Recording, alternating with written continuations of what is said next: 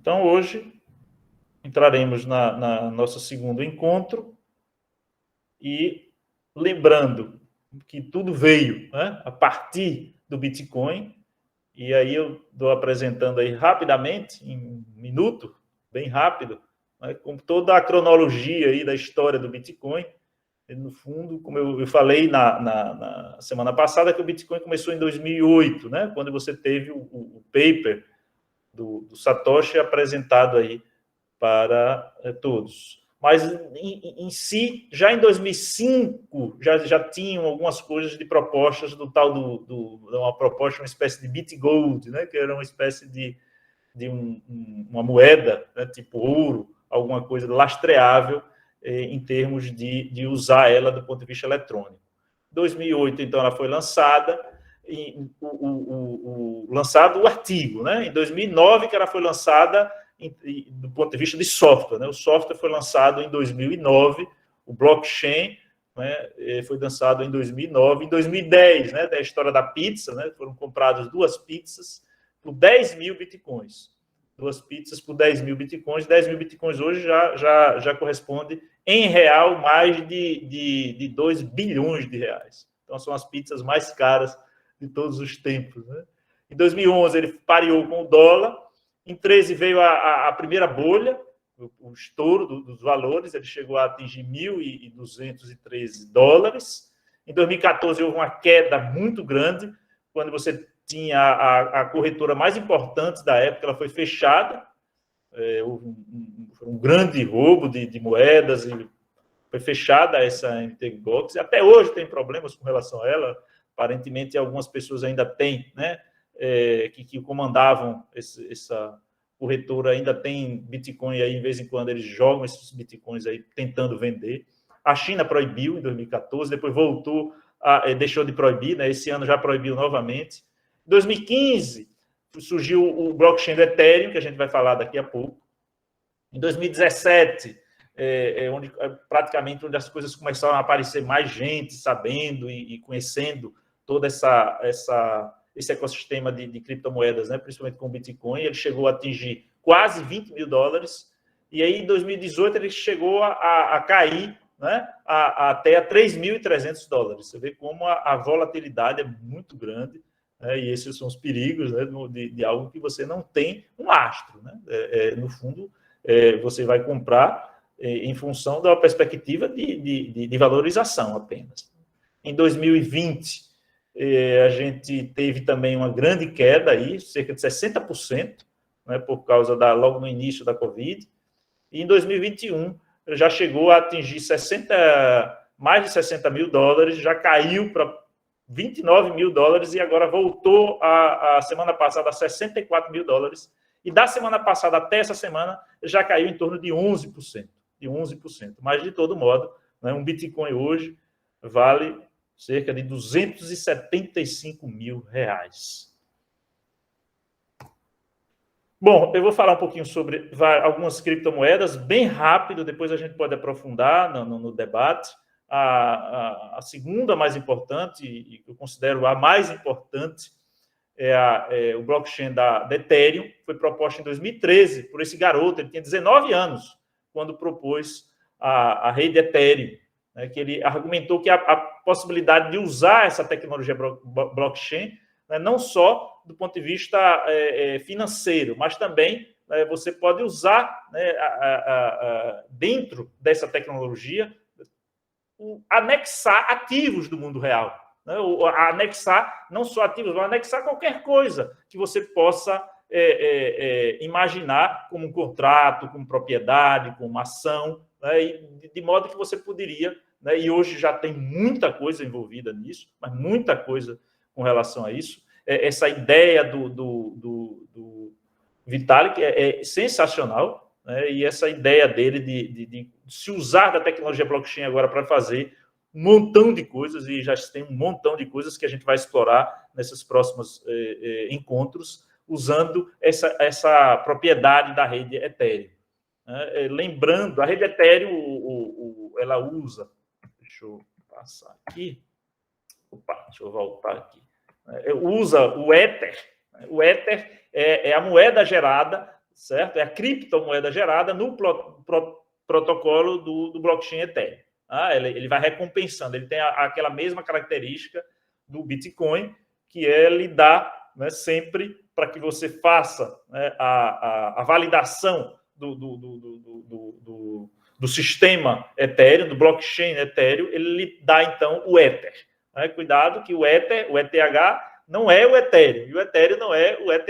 Né? Uma coisa é a criptomoeda, que é gerada como recompensa, e outra coisa é o blockchain. Né? O blockchain, o Ethereum, ele é muito maior do que simplesmente o Ether.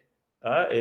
Você hoje pode se usar, inclusive criar são várias outras criptomoedas que estão envelopadas dentro do blockchain do Ethereum.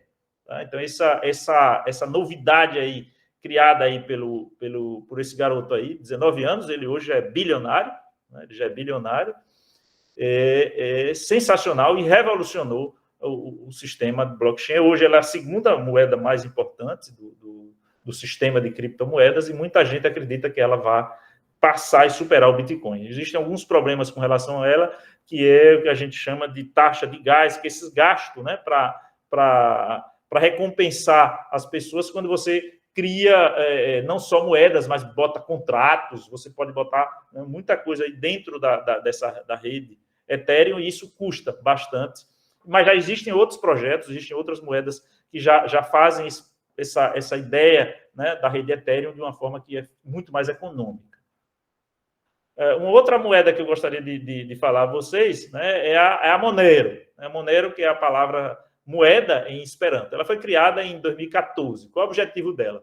Ela não ser rastreável.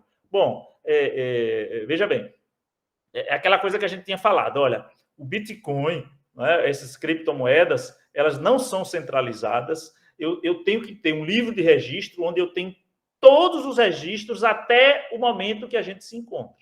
Então, todos os registros são abertos e públicos. O que é que a gente esconde para saber que sou eu, ou você, ou outra pessoa, né? Os donos daquela criptomoeda? Né? É a ideia da chave privada. Né? Eu tenho uma chave que só eu sei o nome dessa chave, e essa chave vai estar lá, né, na lista do livro de registros. Mas ninguém sabe quem é. Então, sabe que é pública, mas ninguém sabe quem é.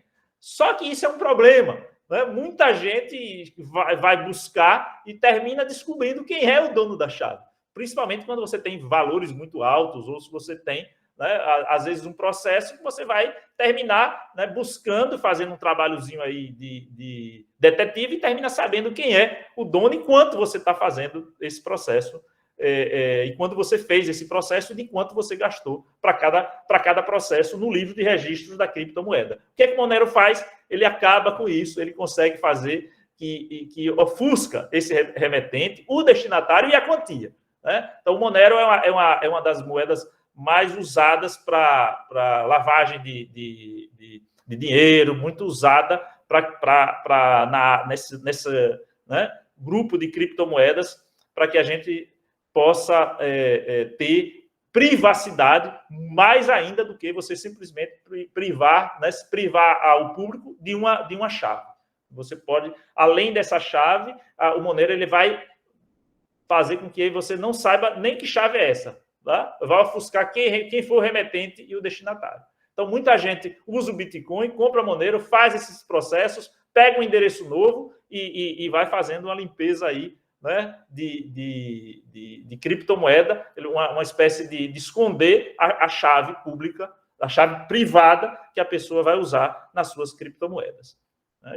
Sempre essas coisas aparecem, né? Independente da forma que a gente tenha com relação às moedas. Então, essa é uma moeda também que eu gostaria de destacar. Uma outra moeda que eu vou destacar é a Ripple. Essa moeda é um pouco diferente das outras que a gente apresentou. Todas as três que eu apresentei, né, são muito parecidas com rede de blockchain pública. Essa Ripple, não. Ela tem um dono, né, é a Ripple Lab. Ela é muito clara, e ela, por ter um dono e por ter uma ideia mais por trás dela, simplesmente de fazer, né, pagamentos e fazer transferências de recursos, ela tem sido muito investido pelos bancos, né? Os bancos não gostam muito da ideia do público, né? Gostam muito do controle, né? E a Ripple ela tem muito controle sobre a emissão, sobre absolutamente tudo com relação ao XRP, que é a moeda do blockchain da Ripple, né? Alguma coisa que eu boto com relação a ela, eu gostaria de frisar aí, é que ela é realmente muito boa para transferir criptomoedas. Quando você vai transferir criptomoedas de um lado para o outro, ou transferir para alguém, a Ripple é muito boa, porque o custo de transferência é muito baixo e ela é muito mais rápida do que transferências que você possa fazer com o Bitcoin ou com o Ethereum. Já existem outras coisas, outras criptomoedas também, né, que estão buscando ser muito rápidas e resolvendo problemas também em termos financeiros, né? O financeiro, que é o custo de você encaminhar e de você enviar recursos. Só recentemente você teve uma transferência, né, de cerca de 2 bilhões de dólares e o custo não passou de $1. Né? Você imagina que isso, pensando do ponto de vista, né, do sistema bancário usual, isso seria impossível, né? Isso foi feito recente. Então, tem essas nuances, essas coisas importantes que vocês têm que saber se vocês estão entrando nas criptomoedas, que às vezes não adianta você transferir uma moeda, né? Por exemplo, hoje a taxa de transferência do Ethereum é muito alta. Então, se você transferir um Ethereum para um endereço para outro, você vai gastar muito recurso. Então, é melhor você comprar, fazer a troca em Ripple, em outra moeda, né? Nesse caso o Ripple que é o exemplo, e você vai lá e faz a compra novamente. Você vai terminar gastando um recurso um pouco maior, né, nas taxas de troca de compra, mas é bem menos do que, por exemplo, você fazer a transferência direto. E, como último exemplo aqui, que eu vou dar hoje, é a gente falar do Doge, né? Doge é uma moeda que foi criada em dezembro de 2013, aí, no fundo foram uns caras brincando, né? Criaram uma moeda, a gente chama de meme, né? Uma moeda meme, ela foi criada simplesmente como, imagine que a gente aqui nesse curso resolva criar uma moeda. Vamos criar só para brincar, para aprender, foi assim que ela foi criada, e por incrível que pareça, essa moeda, para vocês verem os problemas que estão associados às criptomoedas ainda, em termos de valores, em termos também gerais, né? Essa moeda ela foi alavancada de uma forma grande e absurda, porque simplesmente o Elon Musk, né, que é um dos caras mais ricos do mundo e que tem hoje grande importância em diversas áreas, nos setores, né, de espaciais, de carro elétrico, e ele simplesmente faz, né, simplesmente ele coloca algumas informações dentro do Twitter dele, alavancando fotozinhas aí do Dogecoin, aí do Shiba, né, e você termina alavancando muito uma criptomoeda que absolutamente não tem nenhum sentido existir. Né? Todas as coisas interessantes dela já tem no Bitcoin, todas as outras coisas interessantes nela, por exemplo, já tem outras moedas. Então, elas foi um registro de informação de que nem sempre, tá? Vocês têm que tomar muito cuidado com as moedas, muito cuidado com as criptomoedas, porque tem, na maioria das vezes, muita bobagem, muita coisa absurda e muita gente querendo ganhar dinheiro e tirar dinheiro da gente. Um outro conjunto de moedas que são muito interessantes são as moedas, as stablecoins, né? As moedas estáveis, que elas são pareadas em algum ativo. Isso aí ela é muito importante, ela tem sido de grande importância nas criptomoedas. Por quê? Porque quando você tem um Bitcoin, imagine agora você tem que trocar ela em dólar, e você teria que ter um processo muito complexo de troca, ia se gastar, ia demorar. Então, você cria, né, também moedas, criptomoedas, mas que elas estão atreladas ao dólar. Então, em vez de você trocar a sua moeda em Bitcoin em dólar, você troca numa moeda estável, mas também, né, uma moeda que é uma criptomoeda. Então, essa criptomoeda ela passa agora a você poder fazer as trocas muito mais rápidas e muito mais eficientes.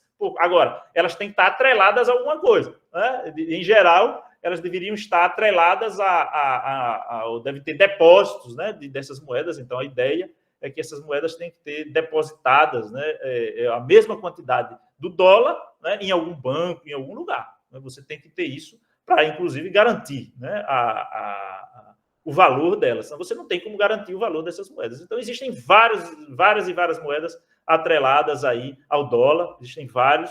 A mais importante, a mais famosa é o Tether, que é o USDT. Essa aí é a grande e mais importante moeda. E existem também outras, as moedas também não atreladas necessariamente ao dólar, mas atrelada, por exemplo, ao ouro. Né? Então, você tem uma famosa aí, a DGX, a Pax Gold. E hoje em dia, você tem moedas de stablecoins atreladas a um conjunto grande de commodities. Então, você simplesmente você atrelar, né, de algum modo, essa moeda a algo físico, a algo real. Aí, quando você faz isso, você tem uma chamada stablecoin. Tá? Você vai ter um stablecoin. Então, essa é muito importante. E existe um outro conjunto de stablecoins que, na verdade, ele não é atrelado a uma carteira, mas ele pode ser atrelado a um algoritmo. Tá? Esse algoritmo, isso é muito perigoso. Isso tem acontecido casos em que você cria essas moedas e elas fogem bastante dos valores reais da moeda, do dólar, por exemplo. Tá? Eu dei um exemplo aí, a Empty $7, que hoje ela custa 2 centavos de dólar, e é que ela deveria ser, né, $1, já que ela foi feita para ser uma moeda atrelada ao dólar. Porque o algoritmo, a ideia do algoritmo é, se você começar a aumentar o valor dela do dólar, você começa a produzir muita moeda e ela cai o preço, né? E aí que você começa ela cair, você começa a jogar fora, a queimar muita moeda e ela sobe o preço, e você garante o valor dela usando queimas e compras de moedas, tá? Para que garantir aquele preço. Isso aí nem sempre funciona. Uma das mais famosas e que funciona bastante, né, é a DAI, né, a DAI, DAI, tá? Essa é muito famosa e é muito usada, e ela não trabalha, né, com capitalização, mas ela trabalha com algoritmo. Então, para vocês terem uma ideia também dessas stablecoins. Bom, muita coisa a falar, a gente vai falar muita coisa com relação a essas moedas estáveis. Ela tem sido um grande problema com relação a garantias e a esses algoritmos, mas um ponto importante aqui também que a gente vai tratar agora é a ideia da mineração. Né? Como eu falei a vocês, quando você tem uma moeda eletrônica, aí, né, a criptomoeda, em muitos casos, na hora de você criar e fazer o livro de registro, você tem que dar, né, àqueles que têm interesse em manter esse livro uma gratificação. E essa gratificação é feita, como a gente falou na semana passada, né, a partir de algoritmos e a partir do uso, né, do seu computador, né, do tempo computacional que a gente vai estar fazendo. A gente chama isso de mineração, né, parecida com a mineração, não é a mineração usual, né, você vai lá pegar um minério, mas no fundo é parecido, né, já que você vai ter que ir criando, né, de algum modo, você vai botar no seu computador, você vai rodar programas muito complexos e vai receber, em função, né, de estar participando do processo da confecção do livro de registro, eles vão lhe dando moedas, né, criptomoedas, eles vão lhe dando essas criptomoedas. Então, isso é muito importante, tem muita gente que vive hoje ganhando dinheiro em função do uso da mineração. Não, em vez de estar comprando, esperando a moeda subir ou descer, fazendo corretagens, né, vocês podem também trabalhar e receber recursos a partir da mineração. Existem 3 tipos de mineração que você pode se usar. Tá? A primeira delas é você comprar tempo em fazendas de mineração. Hoje em dia existem fazendas de mineração. Tá? Você tem empresas, por exemplo, eu coloquei a Genesis Mining aí, que é uma das grandes empresas de mineração, e você vai lá e compra. Eu quero comprar tempo no computador. O computador não vai ser seu. O computador está lá. Existem os computadores. Está aqui um exemplo anterior. Aqui, isso aqui é uma fazenda de mineração. Aqui um monte de computadores minerando criptomoedas. você compra um tempo de uma plaquinha dessa, de um minerador desse, e aí você vai pagar esse valor, tá? E aí você vai pagar normalmente em dólar e eles vão lhe dar na moeda que você está minerando. Na moeda que você está minerando. Eu já usei como teste essas fazendas aí de mineração. Eu já usei essa fazenda de mineração e eu vou explicar por que hoje é a melhor forma de minerar é a partir de fazendas. Daqui a pouquinho. Eu só vou deixar fazer os outros dois casos. Um outro caso é você vender tempo de processamento no seu PC. Né? Então, você tem o seu computador, você vê, está lá, eu quero... Não quero baixar programa, eu não quero ser nó, absolutamente de nada. Eu não quero ser nó. Eu quero agora, né, pegar uma empresa, e você tem essa empresa é a mais famosa aí, né, nesse hash, aí você pode fazer, inclusive, se vocês anotarem aí essa empresa, vocês vão lá, eles lhe dão já diretamente o cálculo, né, de quanto você vai ganhar. Ele já detecta sua CPU, detecta tudo que você tem no seu computador, e você coloca lá e ele vai lhe dizer o quanto você vai ganhar com aquela mineração dentro do seu computador. Então, no fundo, o que ele está fazendo você está fazendo vendendo tempo. Então, ele vai receber o recurso de mineração e vai lhe dar uma parte. Diferente da fazenda, né? Que ele usa o computador dele e você paga para usar o computador dele. Aqui não. Ele vai lhe usar o seu computador e vai lhe pagar uma parte, né, do processo de mineração. A vantagem também é que ele vai usando vários e vários computadores, né, e aí ele tem uma capacidade de processamento muito maior do que você fazer sozinho. Né? Mas existe a possibilidade de você minerar sozinho. Tá? E aí, você, para fazer essa mineração própria, interna, você usa máquinas hoje próprias, né, que a gente chama rings de mineração. Tá? Por que hoje você tem que usar essas máquinas próprias? Há alguns anos atrás, qualquer computador era bom para fazer isso, mas hoje você realmente já tem que gastar e investir um bom dinheiro, porque você, no fundo, vai estar concorrendo com essas fazendas, com essas empresas. Então, se você precisa concorrer com essas fazendas, essas empresas, você tem que realmente ter computadores, você tem que ter, né, um tempo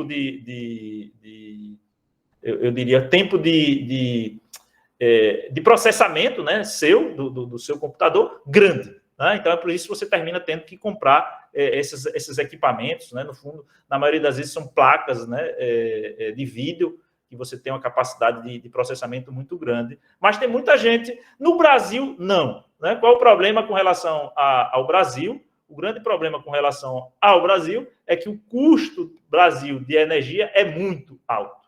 Né? Muito alto o custo de energia e não compensa. Mas existem alguns países que você, né, hoje vive... existem vários sites no YouTube mostrando que ganha dinheiro aqui no Brasil com esses rings de mineração. Eu acho que hoje está muito difícil você realmente conseguir ganhar recursos com o valor que a gente tem da nossa energia elétrica. É quase que improvável. Mas tem muita gente que compra. Né? Aí você teria que investir muito dinheiro para começar a ganhar algum recurso. Então, essas são as três coisas, as três possibilidades com relação à mineração. Então, para mim, a melhor opção é comprar na fazenda. Claro que você não vai ganhar tanto quanto se você estivesse minerando, mas para você minerar, você teria que investir muito mais nesses rings de mineração. Tá? A gente pode discutir daqui a pouco mais sobre isso, se vocês quiserem se aprofundar nesse assunto de mineração. Beleza? Uma outra coisa importante que eu vou tocar aqui, antes da gente entrar na segunda parte, é que nem todas as moedas, nem todas as criptomoedas usam esse processo que a gente chama de prova de trabalho, né, que é um processo usado de mineração e usado de consenso, né, dos blockchains usados pelo Bitcoin, pelo Ethereum, tá bom? Né, pelo Dogecoin. Então, nem todos usam a ideia da chamada prova de trabalho.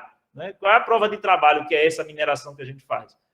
Você vai, né, gastar um determinado tempo para encontrar um problema grave, grande, né, não insolúvel, mas difícil de se resolver dentro do seu computador. Então, essa é o protocolo que você vai ter que fazer para fazer o processo de mineração, né, para consolidar o livro de registro.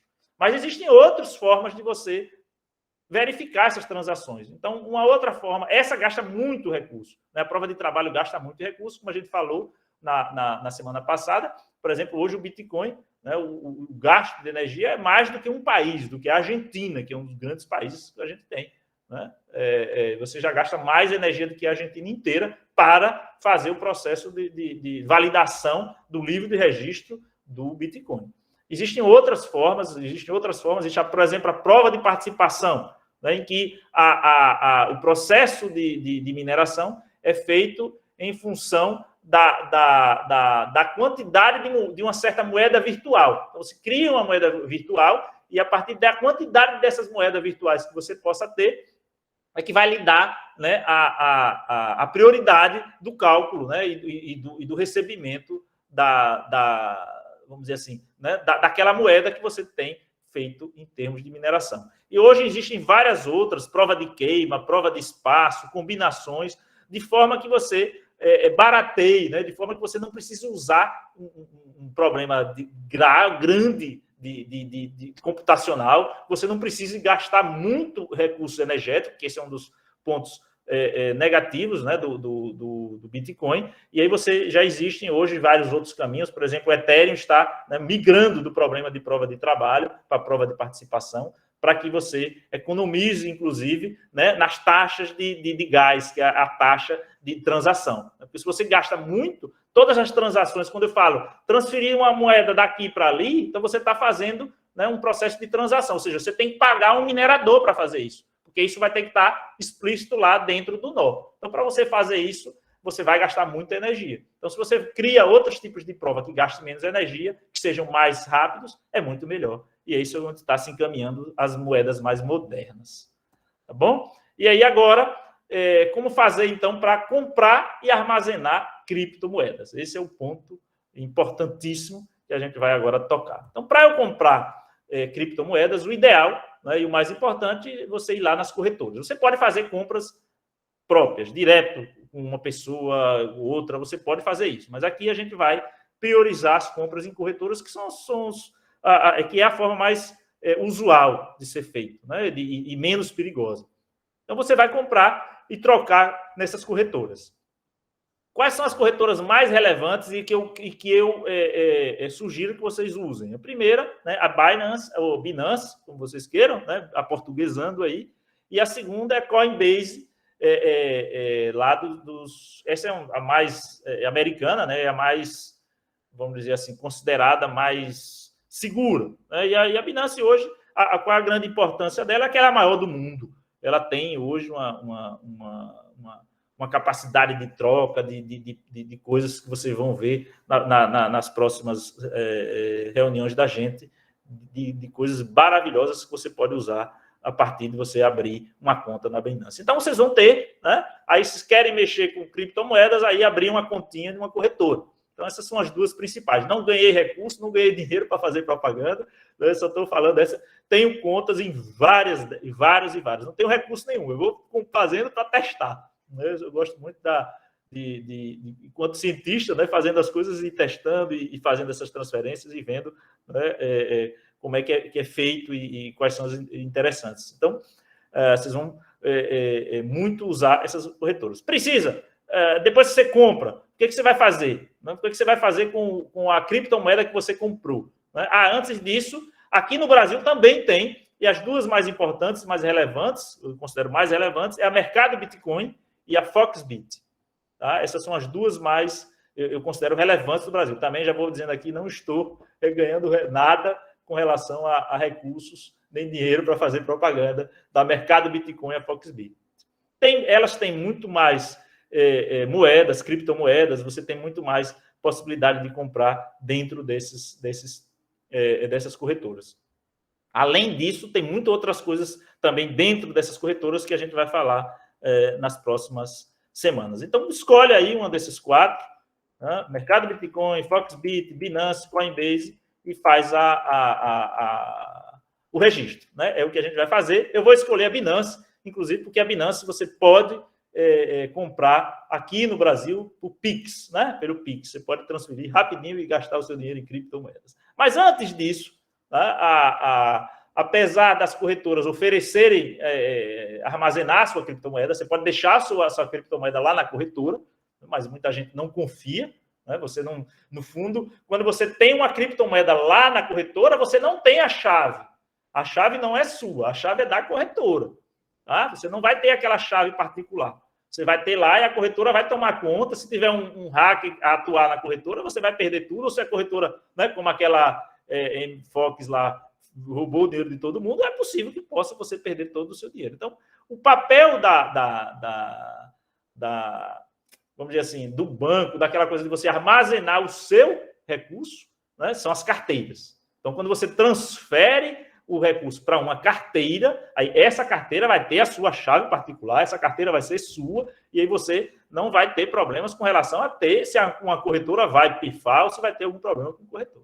Tá? Então, as carteiras, ela tem algumas formas. Elas têm as carteiras chamadas carteiras frias, que elas não estão conectadas à internet.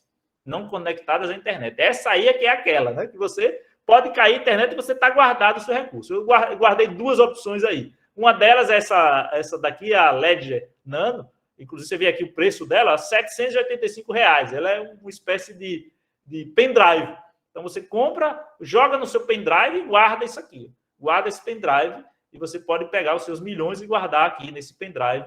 E lembrando, né, que uma criptomoeda é um endereço apenas, né? É uma chave. Então, você vai guardar a sua chave aqui dentro. Essa chave vai estar informando o quanto você tem daquela criptomoeda. Então, você vai guardar dentro desse objeto. Se você não quer gastar dinheiro com um pendrive, que inclusive pode, né, passar por um campo magnético e perder a chave, você pode ter no seu computador. Né? Eu, por exemplo, do Monero aqui, ó, My Monero, eu tenho uma carteira no meu computador, né, que fica aqui no meu desktop. Essa chave eu entro nela e eu transfiro aqui, depois eu tiro ela da internet. E ela fica aqui dentro, fora da internet.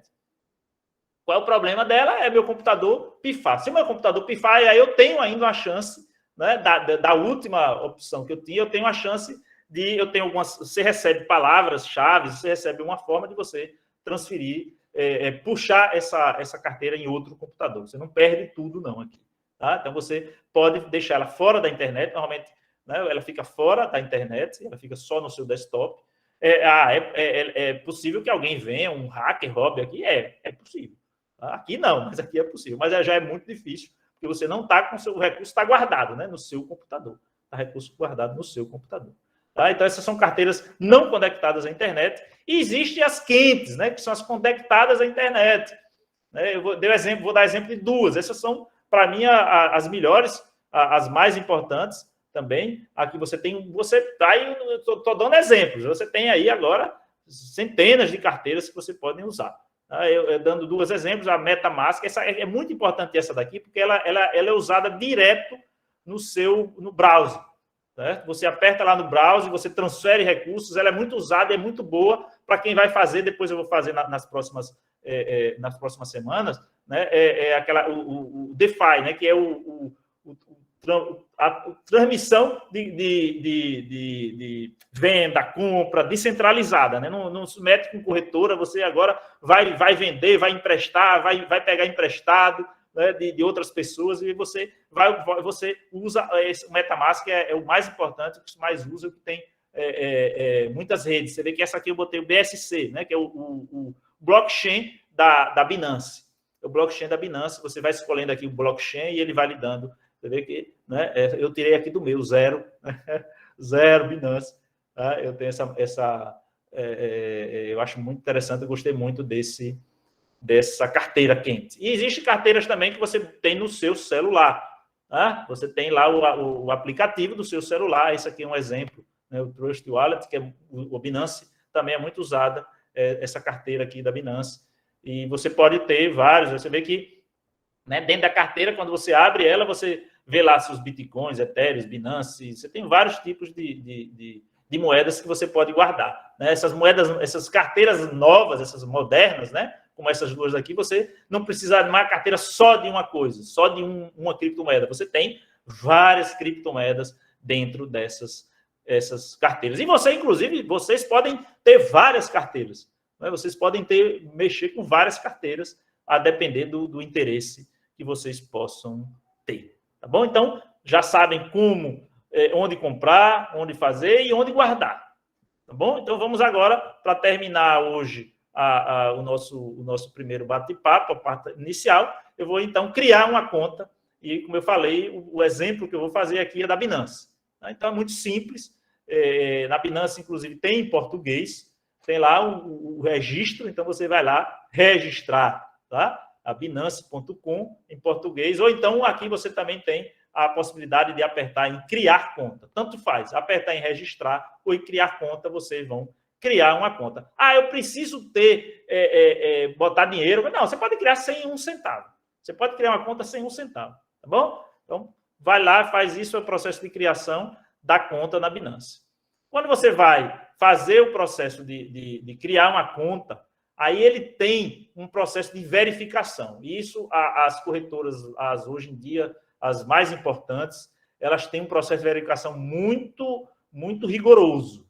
Tá? Então, para que você abra uma conta, por exemplo, na Binance, você vai precisar de uma foto da sua identidade, frente e verso. Você vai, inclusive, precisar de uma foto do seu rosto, vai ter que ter uma foto sua, ele vai comparar com a foto da identidade, ele vai fazer, inclusive, um reconhecimento facial, que vai comparar entre a sua foto e a foto da sua identidade. Então, para abrir uma conta, tem que ter um processo de verificação pessoal. Isso aqui você vai, praticamente, se você for lá nas brasileiras também, vai fazer a mesma coisa. Tá? Então, depois que você abriu a conta, né? A conta abria simplesmente e-mail e senha. Tá? E-mail e senha. E fazer a verificação, isso leva um tempo para fazer a verificação, porque, mas esse tempo não é de dias, né? Eles são rápidos, e se der tudo certo, vocês, em 5, 10 minutos, vocês fazem esse processo de verificação inicial, e ele fica agora possível a você, então, botar o dinheiro. Aí, como é que você faz isso? Como eu falei, via Pix. Você seleciona a moeda, quem está no Brasil pode escolher o real, né? E fazer uma transferência bancária via Pix. E a taxa para fazer isso é nada, é zero. Né? Então, eles gostam de receber. Então, se eles gostam de receber, você não precisa gastar absolutamente nada. Simplesmente, quando vocês apertam aqui em continuar, vai vir uma tela e você vai colocar o valor que você quer transferir e já vai vir o código de Pix para que vocês transfiram. Rapidamente, em pouquíssimos minutos, vocês passam agora a ter, né, como eu falei, você insere o valor aqui, ó, coloca, tá certo? O limite diário aqui é R$ 275.800. Eu acredito que aqui, ao menos essa turma aqui, né, poucos devem ter esse valor todo para fazer da primeira vez. Então, você tem aqui, ó, entre 10, o mínimo é 10, no caso aqui, R$10. Para você testar, jogou R$10, não gasta nada. Fez o Pix, aprendeu, aí quando você faz isso, aí já está aberto, aí depois é só ir lá, voltar, né, voltar lá na sua conta e fazer aqui, ó, no início, né, entrar. Entrou com senha e e-mail, ele vai abrir esta página aqui, e esta página aqui vai dizer o quanto você tem dentro da sua conta. Faz uma visão geral, o saldo e o quanto você tem na sua conta. Tá? A Binance tem vários tipos de conta, tá certo? Depois a gente vai falar sobre isso nos próximos encontros. Mas a conta inicial é essa conta spot. Mas você pode ter financiamento, margem, pool, você tem um monte de coisas que você pode ter aí dentro da Binance, mas a Binance mesmo é essa conta aqui, ó, essa conta spot, que aí você vai poder, ó, tá aqui, depositar em real e sacar. Ou também, se vocês quiserem, existe também a possibilidade de depositar recursos já em criptomoedas. Tá? Se você tem recursos em uma carteira, ou se você tem recursos em outra corretora, vocês vão poder ter também abrir a conta e já transferir recursos de outras moedas e deixar lá, né, para que vocês possam fazer compras e vendas. Tá bom? Então, próximo encontro, semana que vem, aí a gente vai fazer transferências e falar mais um pouco sobre todas essas outras coisas que eu mostrei aí, investimento, empréstimo, poupança, mercado futuro, alavancagem, fazer ao vivo aqui, eu vou tentar ver se a gente consegue ao vivo comprar e vender algumas moedinhas aqui, algumas criptomoedas, e brincar um pouquinho, mostrar algumas coisas sobre análise de suporte e resistência tá? Para aqueles que estão, né, doidos de fazer o processo de realmente, né, botar a mão na massa de comprar e vender criptomoedas, fazer os holdings aí para mexer e tentar ver se consegue alguma coisa, né, Rosana? É isso. Então, com isso, eu encerro a apresentação de hoje e a gente entra, então, para a parte de debates e de perguntas. Rosana? Isso. André, explica, na hora que você falou que tu utilizou lá a Fazenda, tu disse, se depois vocês quiserem saber um pouco mais, eu explico. Então, já que não tem nenhuma pergunta primeiro, explique para nós essa tua experiência lá na Fazenda. Então, a Fazenda é o seguinte, a Fazenda você vai colocar lá o seu recurso, a Fazenda você vai ter, né, dentro da Fazenda existem vários tipos de criptomoedas que eles dão a opção para que você possa minerar, né? Ele faz a opção, você vai querer Bitcoin, Ethereum e assim por diante. Tem vários tipos o Doge, o Monero, por exemplo. Eu fiz mineração de Monero lá na Fazenda. Você compra um tempo, 2 anos, por exemplo, de mineração para aquela moeda. Então, durante 2 anos, todos os dias, tá? O tempo inteiro, uma parte de um computador lá vai ficar minerando para você. Aí vai depender do quanto você pagou para fazer esse processo de mineração. Certo? Aí depois de 2 anos, durante 2 anos, você pode ir aos poucos, já tirando o que você está minerando e já ir vendendo, ou pode deixar guardado e tirar no final. Então, essa ainda tem essa vantagem. Tá? Você abre lá, pagou, a partir dali do momento que você pagou, você vai lá. A quantidade de anos também vai depender muito é uma relação entre você e o dono da fazenda. Ele vai dizer, olha, é tanto por tanto tempo e por tanto poder de mineração. Aí você vai lá, vê esse poder de mineração, quanto vai lhe render por dia, e você vê se isso é interessante ou não. Teve uma pergunta aqui, o uso de energia solar para minerar cripto, vale a pena no Brasil? Boa pergunta, né? Eu amanhã vou dar um seminário sobre energia solar na semana de Ciência e Tecnologia, lá no IFES. E eu diria que dá se for grande escala. Se for em grande escala, sim. Nas escalas pequenas que a gente tem, que a gente vive aqui, de botar num telhado, não vejo como. Primeiro porque a mineração ela é 24 horas, ela é o tempo inteiro. Tá? Então, para você fazer um processo de mineração via energia solar, você teria, né, que ter toda a parte da noite para deixar ou armazenado em baterias, ou seja, você fazer alguma coisa tipo off-grid, para que você possa estar minerando também durante a parte da noite, porque senão você não vai ter possibilidade de fazer processos de mineração. Então, você teria que ter realmente uma usina grande solar, você teria que ter, né, uma possibilidade também de usar durante a noite, para que você tenha um recurso melhor. Cara, os valores de energia hoje elétrica no Brasil, né, são altíssimos. Eu não acho que compensa. Não acho que compensa. Sim, voltando um pouco da aula passada, eu ia participar e acabei não participando. Eu realmente, assim, me assustei, você fazendo os comentários do tamanho que está, tanto do consumo de energia, como comparando com algumas companhias financeiras e até com países, no caso. A quantidade de montante de dinheiro que está. Não vou mentir, digamos assim, se eu tivesse uma quantidade de recursos razoável, eu acredito que ainda vai crescer mais. Entendeu? Eu acredito que ainda vai crescer mais, assim, intuitivamente, sem ter, digamos assim, um estudo que você está, como você, por exemplo, está aprofundando agora o estudo. Agora, aquela coisa, como você mesmo comenta, eu investiria, sei lá, 10% do que eu tinha disposto a investir, ou até mais um pouquinho, entendeu? Eu acho que, digamos assim, ainda não é o momento que vai ter grandes problemas, na minha avaliação.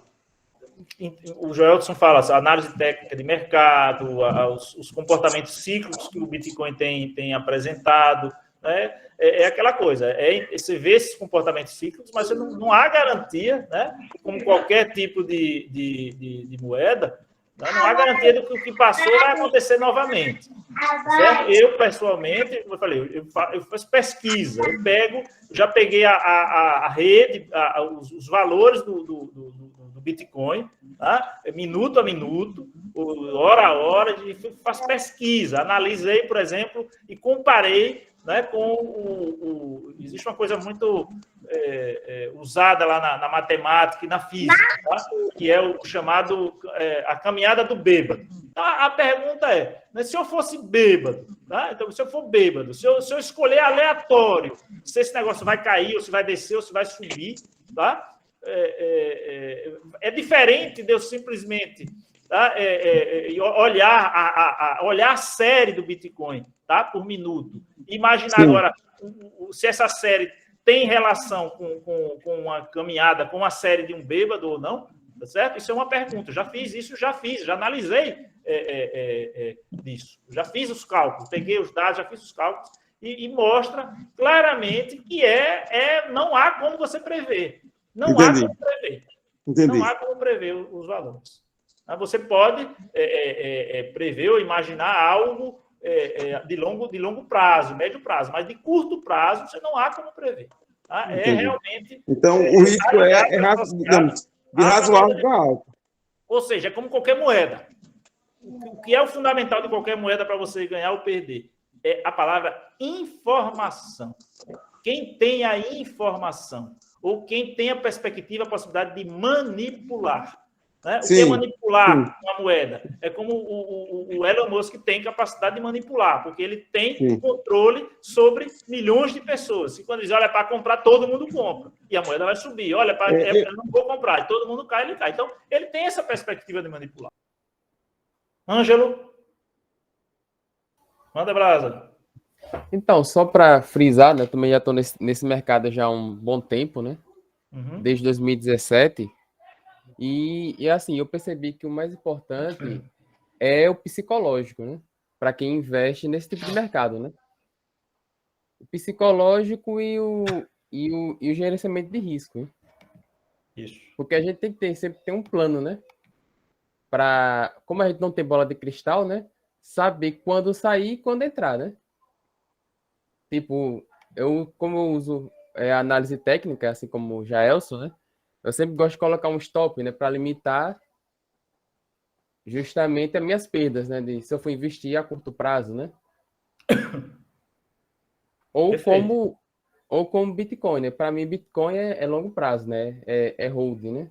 Essa coisa que você falou agora, eu acho que é uma coisa que vale para a vida da gente de tudo. Né? Que é você ter humildade. Né? Se você começa a se achar mais inteligente do que o outro, do que os outros, você vai levar na cabeça e merece levar. Merece levar. Isso em todas as coisas da vida da gente. Não só, né, no caso dessa novidade aí, desse ecossistema de criptomoedas. A gente sempre tem que pensar, peraí, né? Não sou eu o mais inteligente, porque não existe isso aqui.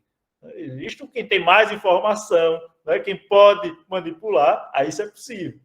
Mas nós não estamos nesse meio. Então, tem que tomar muito cuidado, porque quando você começar a achar que está sabendo mais, é a hora que você vai se lascar. Vai ser, isso aqui em tudo na vida. André, além da humildade que você comenta também, o equilíbrio, né, em tudo. A gente comentou algum caso. O seguinte, se o cidadão ganha, mesmo que a moeda esteja em alta, você ganhar muito, assim, como o rapaz, o Ângelo, comentou, aí às vezes a pessoa vai na euforia e investe tudo. Eu, no caso, eu recomendaria tirar uma parte. Se você já ganhou uma quantidade razoável, se você é um investidor, digamos assim, observando o risco, eu acho que é hora de você tirar um pouco. Agora, se você é como se fosse um jogador, né, não, vou apostar tudo, né? Bom, isso aí a gente vai aprofundar mais na semana que vem, quando a gente for falar dessas loucuras, né? Então, para a gente deixar muito claro e lembrar novamente, eu gosto sempre de frisar isso, né, que muito mais do que essa história de querer ganhar, perder, ou você está perdendo ou querendo ganhar em criptomoedas, o futuro está na tecnologia blockchain.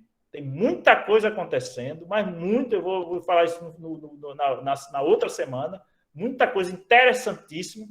E se a gente não se cuidar, né, novamente, o que está acontecendo, que eu tenho percebido, é que as grandes empresas estão tomando isso, né, do todo, da comunidade em geral.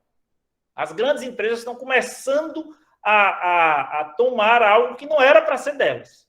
Essa semana eu vi, por exemplo, um caso de uma dessas empresas corretoras de imóveis, lá no Rio Grande do Sul, né, se dizendo que está vendendo apartamento usando tecnologia blockchain, BBB, entendeu? Não é aquele o caráter, não é o caráter de centralização. O blockchain, o caráter dele é público, de você conseguir fazer algo que não tenha um centralizador, algo que comande ou algo que queira, né, tomar conta das rédeas sobre tudo. E o que eu tenho percebido, e para mim tem sido muito perigoso com relação a isso, né, mas isso é normal, né, dentro do nosso sistema capitalista, quem tem mais, né, vai se alvoroçar a querer dominar sobre tudo, mas que a gente, né, enquanto grupo, tem que perceber, dentro dessa perspectiva, de aproveitar a tecnologia blockchain o máximo possível para realmente melhorar, né, as possibilidades do geral, né, da comunidade, a melhorar a nossa sociedade, né, enquanto sociedade, enquanto processo de distribuição e de descentralização. Tá? Então, isso é um ponto que eu acho que é muito importante tocar, e é um ponto, para mim, que tem sido, eu tenho observado como um ponto muitíssimo perigoso, né? Do apoderamento do blockchain para a centralização e não para o grande objetivo dela, que é a perspectiva coletiva, né? De não ter um dono para absolutamente um empréstimo de um banco, ou comprar isso, ou ter uma empresa, ou fazer isso ou aquilo outro. Beleza? Então, na semana que vem, a gente vai e continua aí nesses debates, nessas discussões.